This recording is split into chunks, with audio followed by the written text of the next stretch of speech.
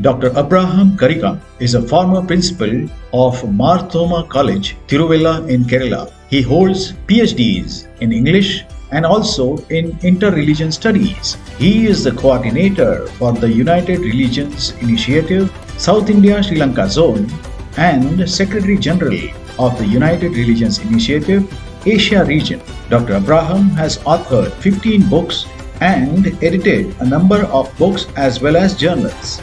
He has been a fellow traveler of Taize Community, France from his students' days. He has been engaged in interfaith dialogues for more than the last 30 years.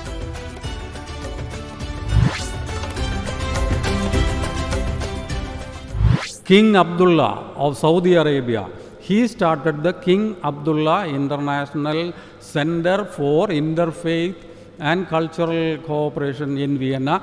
I was at the inaugural conference in Vienna when they founded this center there. King of Jordan, he is at the forefront. Every year, he is offering $25,000. The King of Jordan is offering $25,000 as a peace prize every year for the Interfaith Harmony Week celebration. United Nations is separating a whole week for Interfaith Harmony, February 1 to 7. Every year we have the Interfaith Harmony Week celebration. So we are not alone. We are not alone in this world. There are a number of people, fellow travelers, traveling with us to the God's kingdom, to the Ramarajya, to the ultimate kingdom of God. And I was fortunate to attend the World Tolerance Summit, first World Tolerance Summit in Dubai, organized by the Prime Minister, the government of UAE. They are organizing interreligious fellowships, organizing world summits for tolerance. In that inaugural address, the first summit, the Prime Minister of Dubai, His Highness Sheikh Al Maktoum, Vice President and Prime Minister, Vice President of UAE and Prime Minister of Dubai, he asked the delegates one thing. You see, you come to Dubai, you know what is Dubai? In Dubai, there are nationals from 200 countries. People from 200 countries live very peacefully in Dubai. Why can't you live like that in other parts of the world? If Dubai is an example before you, they have a minister for tolerance, ministry for tolerance. They organized this world first summit in Dubai. Last year they had the second summit. Everywhere. Now almost all that is why Islamic world is opening their minds. Of course, there will be problems in different parts of the world, but now more than ever, all the people of the world, all the religions of the world understand the necessity of a promotion of a culture of peace. So in this journey, we are not alone. There are a number of fellow travelers, number of organizations in the world, and I see MIT as a champion movement. See, we can convey a great message to the world. What is an engineering institute? I understand MIT is one of the 10 best universities, 10 best engineering universities in India. But let us be the first as the champions of peace. We are giving such a great message to the world.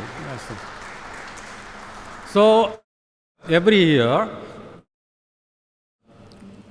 Professor Gautam is not here, otherwise when the time is over he would come to stop me, but anyway I will conclude as early as possible. See, there was the Melbourne University experience. I was invited to a conference, interreligious conference by the Melbourne University. When I got this paper, I said, why? Melbourne University is inviting you for an interreligious conference, what are they doing? And we, all the interfaith practitioners of the world, we reached Melbourne, and there they told us one thing. We conducted a survey among the students in Australia. only 5% of the students knew something about the other religions. They sit together, every day they sit together, study together, but they don't know the other. That is the main reason, because they are suspicious of the other. If you know the next companion seated beside you, then you are no more afraid of him. If you don't know them, if you are ignorant of them, you are afraid of them. So let us bring this message of peace to the Australian universities. How can you help us? This is what they asked us. Then, after coming back from this conference, I started the interfaith students movement on the campuses. In several colleges, we started the interfaith students movement. Students movement where all the religions are coming together. And when we started URI, there was a young boy in this youth movement in the URI. His name is Ebu Patel. Some of you might have heard about him. When we shared about the interfaith students movement, Ebu Patel immediately started another youth movement in America. That is called IYC, Interfaith Youth Corps. He traveled to all the universities, started this movement, brought all the youngsters together. Let us cooperate in the name of religions. And you know what happened ultimately? President Obama appointed him as his interfaith advisor. This young man was appointed as the interfaith advisor there.